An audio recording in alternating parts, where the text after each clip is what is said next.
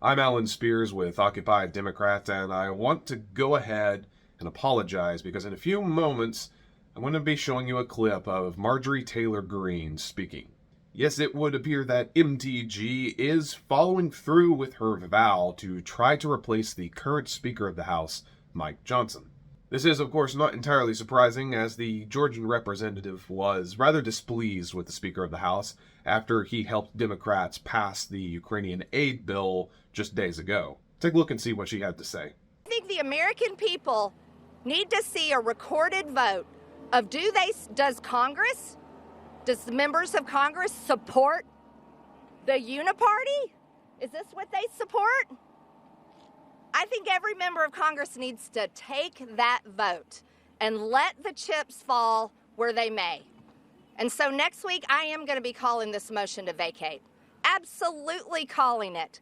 I can't wait to see Democrats go out and support a Republican speaker and have to go home to their primaries and have to run for Congress again, having supported a Republican speaker, a Christian conservative. I think that'll play well. I'm excited about it. Now, to provide a bit of context and clarification for some of the things that Marjorie Taylor Greene said, the uniparty is an idea that actually she herself put forth, in that the Democrats and the Republicans are actually working together, and presumably always have been, and are actually answering to some larger, ambiguous evil corporation.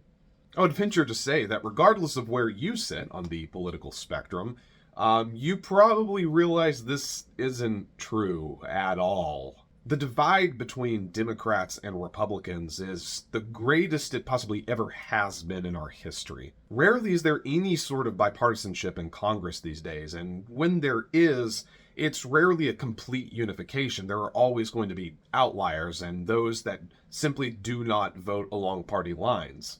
Hell, the fact that Marjorie Taylor Greene even exists in this climate should tell you that there isn't a uniparty. She and Republicans are incredibly divided. Now, because Speaker Mike Johnson was instrumental in aiding the Democrats in passing this Ukrainian aid bill, it would appear that MTG is using this as the excuse and sort of the catalyst for her crusade and revenge against the Speaker.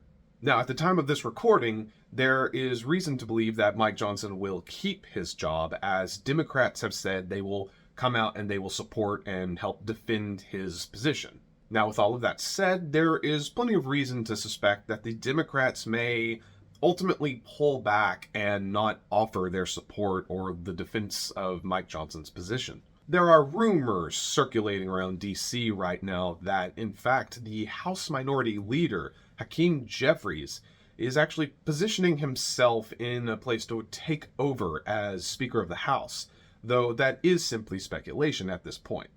Well, this isn't confirmed at the time of this recording. If this rumor were to prove true, this could be a huge boon for the Democrats, especially prior to November. Regardless of who our future speaker might be, our current speaker has a bit of a problem right now.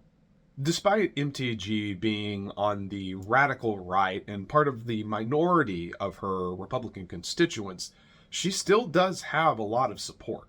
It would seem that within the next few weeks, the Democrats are actually going to be in a position of power to possibly ultimately decide who the next speaker is. Is it better to have someone who owes their job and livelihood to you, or is it better to have someone who's been a team player since day one? Only time and voting will tell if Mike Johnson gets to keep his position as the Speaker of the House. But if I were him, I'd be kissing up to the Democrats right now.